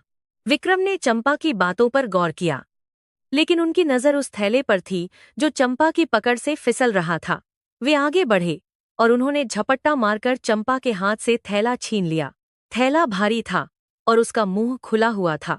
जैसे ही विक्रम ने उसे उल्टा किया, उसमें से खनखनाते हुए सोने के सिक्के, चांदी के बर्तन और वह नवलखा हार कीचड़ में गिर पड़ा। जो विक्रम ने अपनी माँ की याद में संजो कर रखा था। वह हार, जिसे चंपा ने पहनने की जिद की थी, अब मिट्टी में सना पड़ा था। विक्रम ने उस हार को उठाया और उनकी आंखों में समझ का एक तूफान उमड़ पड़ा। यह चोरी सुमित्रा नहीं, बल्कि चंपा कर रही थी। चंपा ने जब देखा कि उसका झूठ पकड़ा गया है, तो वह विक्रम के पैरों में गिर पड़ी और गिड़गिड़ाने लगी। विक्रम, मेरी बात सुनो। मैं डर गई थी कि साहूकार सब ले जाएगा, इसलिए मैं इन्हें सुरक्षित जगह ले जा रही थी। मेरा विश्वास करो, मैं तुम्हें छोड़कर नहीं जा रही थी। लेकिन विक्रम अब सुनने के मूड में नहीं थे। उनके दिमाग में पिछले कुछ महीनों की सारी घटनाएं किसी चलचित्र की तरह घूमने लगीं। सुमित्रा का अपमान, रामू काका के आंसू, घर की बर्बादी और चंपा का लगातार धन के लिए झगड़ना। उन्हें समझ आ गया कि जिसे उन्होंने हीरा समझा था, वह कांच का टुकड़ा भी नहीं था, बल्कि एक जहरीला सांप था। विक्रम के अंदर का सोया हुआ ठाकुर जाग उठा।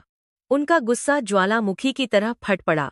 उन्होंने चंपा को बांह से पकड़कर झकझोरा और दहाड़े, सुरक्षित जगह तू रात के अंधेरे में चोरों की तरह मेरे पुरखों की निशानी लेकर भाग रही थी, और इल्जाम उस औरत पर लगा रही है जिसने अपनी नाक की लौंग तक गिरवी रख दी। मेरी इज्जत बचाने के लिए विक्रम को अब रामू काका की बातें याद आ रही थीं, जो उन्होंने नशे में अनसुनी कर दी थीं। उन्हें अपनी मूर्खता पर इतना क्रोध आ रहा था कि उनका पूरा शरीर कांप रहा था। उन्होंने चंपा को धक्का दिया, जिससे वह कीचड़ में गिर पड़ी। चंपा अब भी हार मानने को तैयार नहीं थी। उसने अपना असली रूप दिखाते हुए चिल्लाना शुरू कर दिया। हाँ हाँ, मैं जा रही थी क्योंकि तुम कंगाल हो चुके हो। विक्रम, तुम्हारे पास अब क्या बचा है? यह टूटी हुई हवेली और यह मनहूस औरत मैंने अपनी जवानी तुम्हारे नाम की, और तुमने मुझे क्या दिया? कर्ज और बदनामी। मैं ऐसी जिंदगी नहीं जी सकती। चंपा के मुंह से निकले ये शब्द विक्रम के दिल को छलनी कर गए, लेकिन साथ ही साथ उन्होंने विक्रम को पूरी तरह से आजाद भी कर दिया। अब उनके मन में चंपा के लिए रत्ती भर भी मोह नहीं बचा था, केवल घृणा थी। विक्रम ने आगे बढ़कर चंपा का हाथ पकड़ लिया, लेकिन इस बार प्यार से नहीं, बल्कि एक अपराधी की तरह। उन्होंने कड़कती आवाज में कहा, तुमने सही कहा चंपा, मेरे पास अब धन नहीं है, लेकिन मेरे पास मेरा धर्म और मेरा परिवार है, जिसे मैंने तुम्हारे लिए ठुकरा दिया था। आज मैं उस गलती को सुधारूंगा। विक्रम उसे घसीटते हुए मुख्य द्वार की ओर ले जाने लगे। चंपा चीख रही थी, गालियां दे रही थी, हाथ पैर मार रही थी, लेकिन विक्रम की पकड़ लोहे जैसी थी। सुमित्रा वहीं खड़ी रहीं। उन्होंने विक्रम को नहीं रोका। वे जानती थीं कि पाप का घड़ा फूट चुका है और इसे अब घर से बाहर फेंकना ही होगा। हवेली के शोरगुल से रामू काका, काकी और अन्य नौकर भी जाग गए थे और बरामदे में आ गए थे। उन्होंने देखा कि उनका मालिक, जो कल तक चंपा के इशारों पर नाचता था, आज उसे कचरे की तरह बाहर निकाल रहा है। उनकी आंखों में एक संतोष था, जैसे उन्हें न्याय मिल गया हो। विक्रम चंपा को घसीटते हुए बड़े दरवाजे तक ले गए। बारिश मूसलाधार हो रही थी। आंगन में पानी भर गया था। विक्रम ने बड़ा दरवाजा खोला और चंपा को पूरी ताकत से बाहर सड़क पर धक्का दे दिया। चंपा मुंह के बल कीचड़ में गिरी। उसके महंगे कपड़े और बनावटी श्रृंगार सब मिट्टी में मिल गया। विक्रम ने दरवाजे पर खड़े होकर भारी सांस लेते हुए कहा, निकल जाओ मेरी जिंदगी से और मेरे गांव से। आज के बाद अगर तुम्हारी परछाई भी इस हवेली पर पड़ी, तो मैं भूल जाऊंगा कि तुम एक औरत हो। जो जेवर तुम ले जाना चाहती थी, वह इसी घर की मिट्टी में रहेगा, लेकिन तुम्हारे लिए यहाँ कोई जगह नहीं है। चंपा कीचड़ में लथपथ उठी। वह अब भी कुछ कहने की कोशिश कर रही थी, लेकिन विक्रम की आंखों में मौत का साया देखकर वह सहम गई। उसने देखा कि हवेली के सभी लोग उसे घृणा से देख रहे हैं। उसका सारा घमंड, सारी अकड़ उस बारिश में धुल गई थी। वह रोती, बिलखती, अंधेरे में गांव के रास्ते पर भाग खड़ी हुई, जहां उसका इंतजार केवल बदनामी और ठोकरें कर रही थीं। विक्रम ने जोर से दरवाजा बंद किया और वहीं दरवाजे के सहारे बैठकर फूट फूट कर रोने लगे। यह रोना उस धन के लिए नहीं था जो जाने वाला था, बल्कि उस विश्वास के लिए था जो उन्होंने तोड़ा था, उस समय के लिए था जो उन्होंने बर्बाद किया था। वे एक बच्चे की तरह रो रहे थे। उनका अहंकार पूरी तरह पिघल चुका था। हवेली में सन्नाटा छा गया था। केवल बारिश और विक्रम के रोने की आवाज आ रही थी। नौकर एक दूसरे को देख रहे थे, लेकिन किसी की हिम्मत नहीं थी कि मालिक के पास जाए। तभी सुमित्रा ने धीरे धीरे कदम बढ़ाए और विक्रम के पास पहुंची। सुमित्रा ने अपने पल्लू से विक्रम का भीगा हुआ सिर पोंछा और बहुत ही कोमल स्वर में कहा, उठिए ठाकुर साहब, आंधी चली गई है, अब घर संभालने का वक्त है। आप ऐसे टूट नहीं सकते। यह हवेली आपकी ओर देख रही है। विक्रम ने सिर उठाकर सुमित्रा को देखा। उनकी आंखों में शर्मिंदगी का सागर था। उन्होंने हाथ जोड़कर कहा, सुमित्रा, मैं अपराधी हूं। मैं तुम्हारी माफी के लायक भी नहीं हूं। मैंने तुम्हें जानवरों की कोठरी में रखा और उस नागिन को सिर पर बैठाया। मुझे माफ कर दो। सुमित्रा ने उनके जुड़े हुए हाथों को अपने हाथों में लिया और कहा, माफी मांगकर मुझे छोटा मत कीजिए। पति से भूल हो सकती है, लेकिन जब वह भूल सुधार ले तो वह फिर से परमेश्वर हो जाता है। चलिए, अंदर चलिए, आप भीग रहे हैं। सुमित्रा का यह बड़प्पन देखकर वहां खड़े नौकरों की आंखों में भी आंसू आ गए। काकी ने आगे बढ़कर कहा, हाँ बेटा, बहू ठीक कह रही है। सुबह का भूला अगर शाम को घर आ जाए तो उसे भूला नहीं कहते। जाओ, कपड़े बदल लो, बीमार पड़ जाओगे। रामू काका ने दौड़कर तौलिया लाया और विक्रम को दिया। विक्रम ने सुमित्रा के सहारे उठने की कोशिश की। उन्हें महसूस हुआ कि सुमित्रा के दुबले पतले कंधों में कितना बल है। जिस पत्नी को उन्होंने इतना सताया, वही आज उनकी लाठी बनी हुई थी। इस एहसास ने उनके अंदर एक नई ऊर्जा भर दी। वे सुमित्रा के साथ धीरे धीरे अंदर आए। हवेली के अंदर आते ही सुमित्रा का रूप बदल गया। अब वे फिर से उसी मालकिन की भूमिका में आ गईं जो पूरे घर को नियंत्रित करती थी। उन्होंने सबसे पहले रामू काका को आदेश दिया, काका, मुख्य द्वार पर बड़ा ताला लगा दो और गंगाजल लेकर आओ। पूरे घर में छिड़काव होगा। जो अपवित्रता इस घर में आई थी, उसे धोना जरूरी है। फिर उन्होंने काकी से कहा, काकी, रसोई में आग जलाओ और गर्म दूध का इंतजाम करो। और हाँ, वह नवलखा हार और बिखरे हुए सिक्के उठाकर पूजा घर में रख दो। सुबह हम उन्हें गंगाजल से धोकर ही तिजोरी में रखेंगे। सुमित्रा की आवाज में एक अधिकार था, लेकिन उसमें कड़वाहट नहीं थी। नौकर तुरंत काम पर लग गए। उन्हें बहुत दिनों बाद अपनी मालकिन का हुक्म सुनने को मिला था और उन्हें इसमें एक अजीब सा सुकून मिल रहा था। रामू काका ने उत्साह के साथ जी मालकिन कहा और दौड़ पड़े। हवेली में फिर से जीवन लौटने लगा था। सुमित्रा विक्रम को उनके पुराने कमरे में ले गईं, जो अब तक चंपा के कब्जे में था। सुमित्रा ने उस कमरे की खिड़कियां खोल दीं ताकि बाहर की ताज़ी हवा अंदर आ सके और चंपा के इत्र की गंध बाहर निकल जाए। उन्होंने विक्रम को सूखे कपड़े दिए और उन्हें बिस्तर पर बैठने को कहा। विक्रम चुपचाप सब कुछ देख रहे थे। उन्हें विश्वास नहीं हो रहा था कि सुमित्रा इतनी सामान्य कैसे हो सकती है। जब विक्रम कपड़े बदल चुके तो सुमित्रा उनके लिए गर्म दूध का गिलास लेकर आईं। विक्रम ने गिलास लिया, लेकिन वे सुमित्रा की आंखों में नहीं देख पा रहे थे। उन्होंने धीमी आवाज में पूछा, सुमित्रा, तुम मुझ पर चिल्लाई क्यों नहीं? तुमने मुझे कोसा क्यों नहीं? इतना बड़ा दिल कहाँ से लाई हो तुम? सुमित्रा ने पास पड़ी कुर्सी पर बैठते हुए कहा, चिल्लाने से गले खराब होते हैं स्वामी, रिश्ते नहीं सुधरते। और रही बात दिल की, तो यह दिल तो उसी दिन आपको सौंप दिया था जब मैं इस घर में ब्याह कर आई थी। मेरा धर्म इस घर की रक्षा करना है, चाहे दुश्मन बाहर का हो या घर के अंदर का भ्रम। आज भ्रम टूट गया, बस यही काफी है। विक्रम उस रात सुमित्रा के चरणों में बैठकर बहुत देर तक बातें करते रहे। उन्होंने अपने मन का सारा बोझ हल्का किया। उन्होंने बताया कि कैसे वे चंपा की सुंदरता और झूठी बातों के जाल में फंस गए थे, कैसे उन्हें अपनी सादगी भरी जिंदगी बोरिंग लगने लगी थी। सुमित्रा ने एक अच्छे श्रोता की तरह सब सुना। उन्होंने न टोका और न ही कोई ताना मारा। वे जानती थीं कि विक्रम को इस शुद्धिकरण की आवश्यकता है। जब इंसान अपनी गलती खुद स्वीकार कर लेता है तो उसे सजा देने की जरूरत नहीं रह जाती। विक्रम का पश्चाताप ही उनकी सबसे बड़ी सजा और सबसे बड़ा सुधार था। आधी रात बीत चुकी थी और बारिश अब थम गई थी। बादलों के बीच से चांद हांकने लगा था, जिसकी चांदनी हवेली के गीले आंगन पर पड़ रही थी। सुमित्रा ने उठकर घर का एक चक्कर लगाया। उन्होंने देखा कि हर चीज अपनी जगह पर वापस आ रही है। रसोई में आग जल रही थी, जिसकी गर्माहट पूरे घर में फैल रही थी। उन्होंने वह कोठरी भी देखी जहां उन्होंने इतने दिन बिताए थे, और मन ही मन उस कोठरी को प्रणाम किया, क्योंकि उसी कष्ट ने उन्हें इतना मजबूत बनाया था।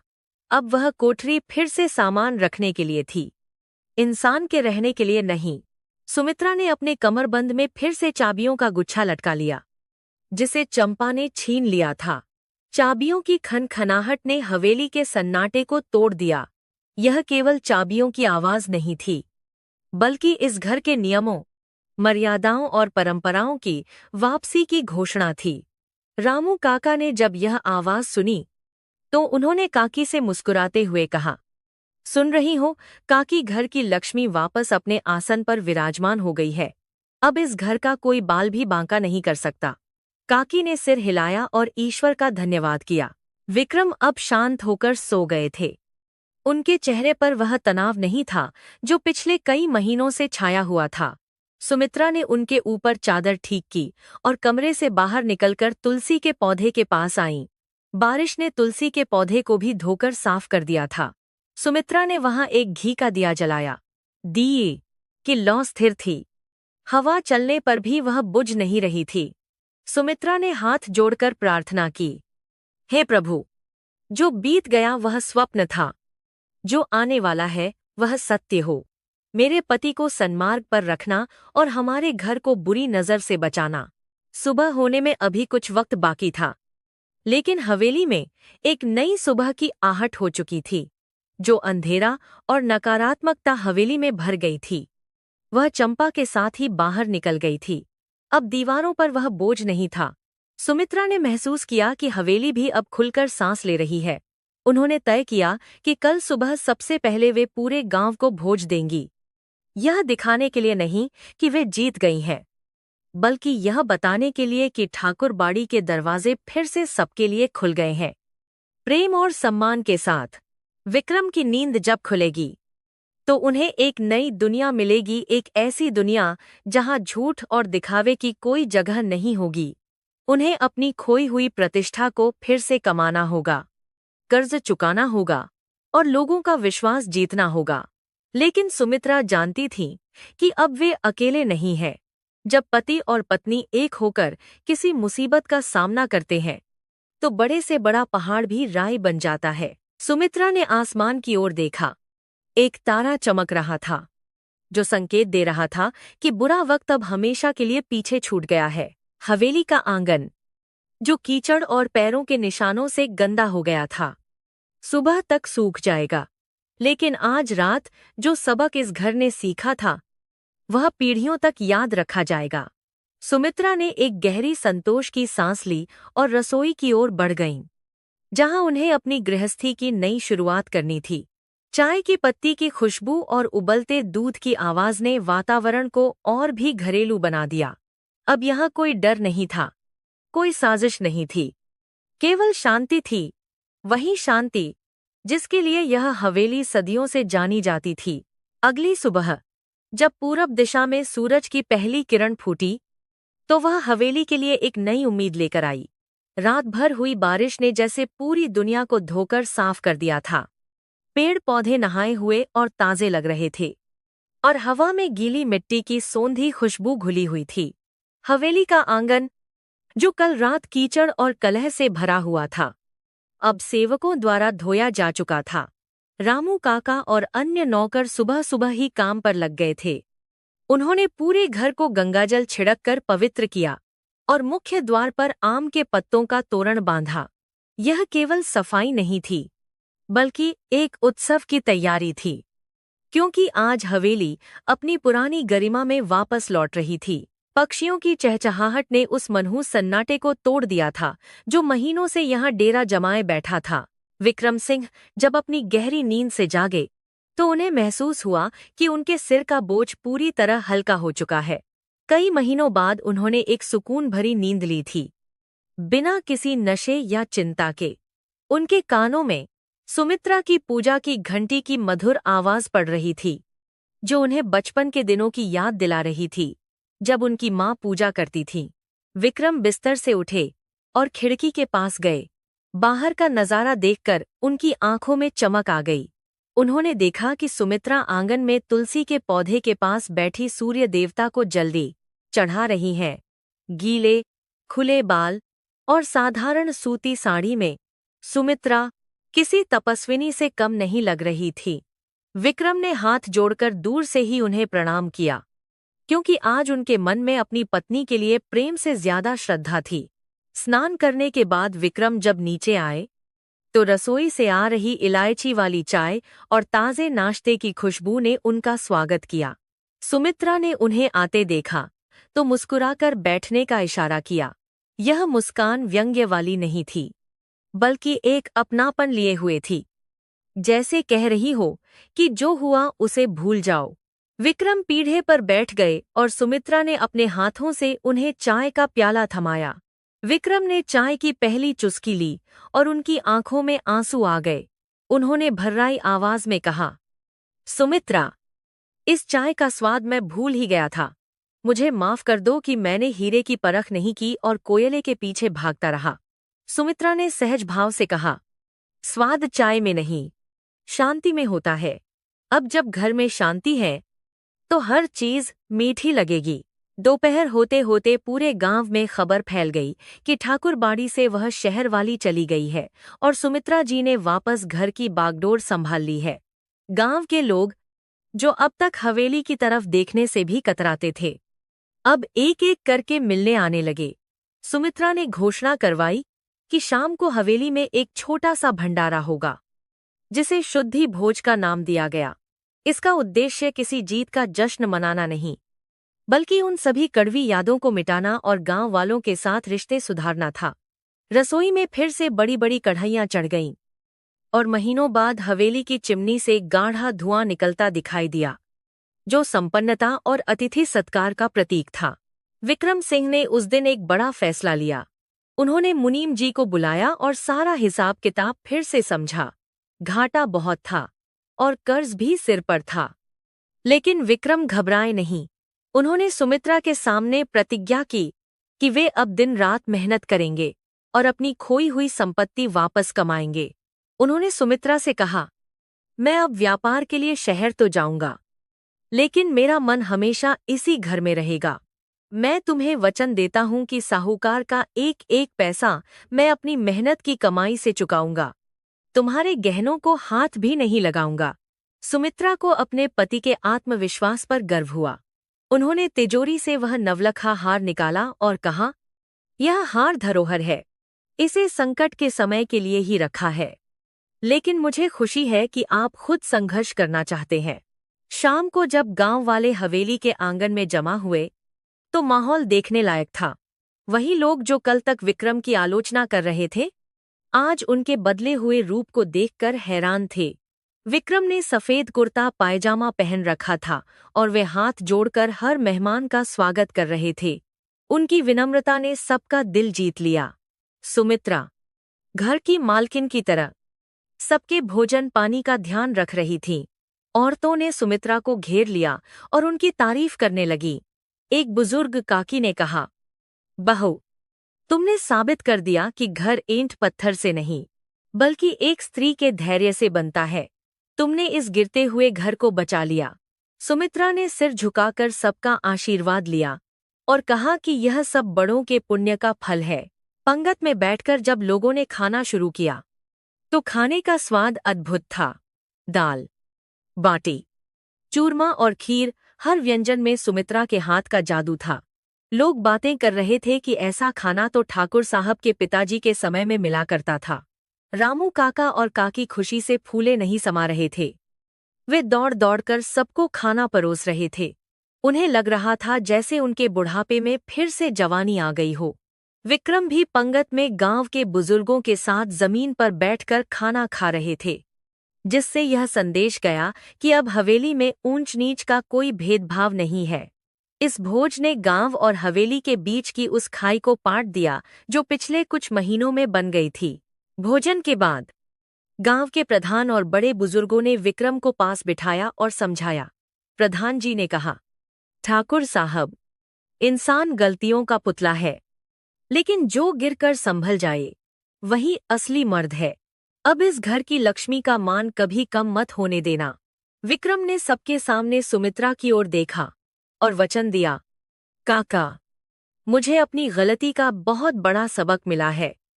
अब सुमित्रा मेरी पत्नी ही नहीं, मेरी मार्गदर्शक भी है। मैं जीवन भर इसका छड़ी रहूंगा। सुमित्रा दूर खड़ी यह सुन रही थी। उनके चेहरे पर संतोष की एक हल्की लालिमा दौड़ गई। उन्हें लगा कि उनका तप सफल हो गया। उनका पति वापस लौट आया है, केवल शरीर से नहीं बल्कि आत्मा से भी। रात गहरी होने लगी थी और मेहमान धीरे धीरे विदा लेने लगे थे। हवेली फिर से शांत हो गई थी, लेकिन यह शांति श्मशान जैसी नहीं बल्कि मंदिर जैसी पवित्र थी। आंगन में अब भी हवन और धूप की खुशबू थी। सुमित्रा ने सेवकों को निर्देश दिया कि बचा हुआ खाना गरीबों में बांट दिया जाए और बर्तनों को साफ करके रख दिया जाए। उन्होंने अपनी पुरानी दिनचर्या फिर से शुरू कर दी थी। रात को सोने से पहले पूरे घर का निरीक्षण करना, ताले चेक करना और बत्तियों को धीमा करना। यह छोटी छोटी जिम्मेदारियां ही उन्हें खुशी देती थीं। उन्हें अपनी कमर में चाबियों के गुच्छे का भार बहुत प्यारा लग रहा था, क्योंकि यह भार ही उनका सम्मान था। विक्रम सिंह बरामदे में आराम कुर्सी पर बैठे थे और आकाश में चमकते हुए तारों को निहार रहे थे। उनके पास अब वह झूठी शान शौकत नहीं थी, शराब की महफिलें नहीं थीं और न ही कोई चापलूस दोस्त था, लेकिन उनके पास एक अजीब सा सुकून था। उन्होंने महसूस किया कि सच्ची खुशी सादगी में है। सुमित्रा उनके लिए गर्म दूध का गिलास लेकर आईं और पास ही एक मोड़े पर बैठ गईं। दोनों के बीच कुछ देर तक खामोशी रही, लेकिन यह खामोशी बोझिल नहीं थी। यह वह खामोशी थी जिसमें दो लोग एक दूसरे के मन की बात बिना कहे समझ लेते हैं। हवा के झोंके नीम के पेड़ से टकराकर सरसराहट पैदा कर रहे थे। सुमित्रा ने धीरे से पूछा, कल से क्या योजना है? विक्रम ने दूध का गिलास हाथ में लेते हुए कहा, कल से मैं खेतों पर जाऊंगा। मैंने सोचा है कि पहले हम अपनी जमीन को ठीक करेंगे, खेती पर ध्यान देंगे, व्यापार भी करेंगे, लेकिन धीरे धीरे। मैं अब जड़ों से जुड़कर रहना चाहता हूँ। सुमित्रा ने सहमति में सिर हिलाया और कहा, यह बहुत अच्छा विचार है। धरती कभी धोखा नहीं देती। और चिंता मत कीजिए, मैं घर के खर्च में कटौती करूंगी। हम सादगी से रहेंगे। थोड़े दिन की बात है, फिर सब ठीक हो जाएगा। एक दूसरे का संबल बनने का यह वादा किसी भी धन दौलत से बड़ा था। उस रात जब विक्रम अपने शयन कक्ष में गए तो उन्हें वह कमरा बिल्कुल नया सा लगा। सुमित्रा ने वहां से चंपा की हर निशानी मिटा दी थी। दीवारों पर फिर से पूर्वजों की तस्वीरें टंगी थीं और कमरे के कोने में एक छोटा सा मंदिर स्थापित किया गया था। बिस्तर पर साफ सफेद चादर बिछी थी और तकिए के पास रामायण की एक प्रति रखी थी। विक्रम को लगा जैसे वे किसी तीर्थ स्थल पर आ गए हों। उन्होंने सुमित्रा से पूछा, तुमने मुझे माफ कर दिया, यह मैं जानता हूं, लेकिन क्या तुम कभी वह सब भूल पाओगी जो मैंने किया? सुमित्रा ने दिए की लौ को ठीक करते हुए कहा, स्मृतियां तो परछाई की तरह होती हैं स्वामी, वे रहेंगी, लेकिन मैं उन्हें अपने वर्तमान पर हावी नहीं होने दूंगी। हमें आगे देखना है, पीछे मुड़कर देखने से ठोकर ही लगती है। हवेली के नौकरों के क्वार्टर में भी आज खुशी का माहौल था। रामू काका और काकी अपनी कोठरी में बैठे बातें कर रहे थे। रामू काका ने कहा, भगवान के घर देर है, अंधेर नहीं। मैंने सोचा नहीं था कि मैं जीते जी इस घर को फिर से इतना खुशहाल देख पाऊंगा। काकी ने अपनी माला फेरते हुए कहा, यह सब हमारी मालकिन के सब्र का फल है। उन्होंने विष पिया और अमृत बांटा। ऐसी औरतें ही घर को स्वर्ग बनाती हैं। दोनों बूढ़े सेवक निश्चिंत होकर सोए, क्योंकि उन्हें पता था कि अब उनका भविष्य सुरक्षित हाथों में है। हवेली की सुरक्षा अब किसी चौकीदार के भरोसे नहीं, बल्कि सुमित्रा के संस्कारों के भरोसे थी। चांदनी रात में हवेली दूधिया रोशनी में नहाई हुई थी। सुमित्रा ने सोने से पहले एक आखिरी काम किया। वे उस छोटी कोठरी के पास गईं जहां उन्होंने अपने सबसे बुरे दिन काटे थे। उन्होंने वहां का दरवाजा बंद किया और उस पर एक बड़ा ताला लगा दिया। यह ताला केवल उस कमरे पर नहीं, बल्कि उन बुरे दिनों पर भी लग गया था। उन्होंने मन ही मन तय किया कि अब यह कमरा हमेशा बंद रहेगा, ताकि यह याद दिलाता रहे कि समय कभी भी बदल सकता है और इंसान को कभी अहंकार नहीं करना चाहिए। सुमित्रा ने आकाश की ओर देखा और अपने इष्ट देव का धन्यवाद किया। वापस अपने कमरे में आकर सुमित्रा ने देखा कि विक्रम गहरी नींद में सो चुके हैं। उनके चेहरे पर एक बच्चे जैसी मासूमियत थी। सुमित्रा ने उनके पैरों पर हल्का सा कंबल डाला और खुद भी अपनी जगह पर लेट गईं।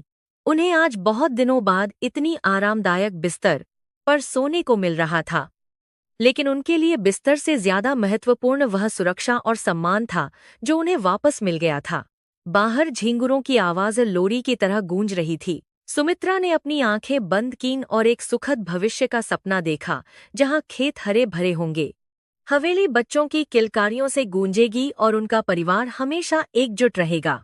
समय बहुत बलवान होता है, वह घाव देता भी है और भरता भी है। हवेली की दीवारें, जिन्होंने दुख और अपमान के आंसू देखे थे, अब सुख और शांति की गवाह बन रही थीं। सुमित्रा का खामोश इंतजार अब एक मधुर अंत तक पहुंच चुका था। यह कहानी हमें सिखाती है कि सत्य परेशान हो सकता है, लेकिन पराजित नहीं।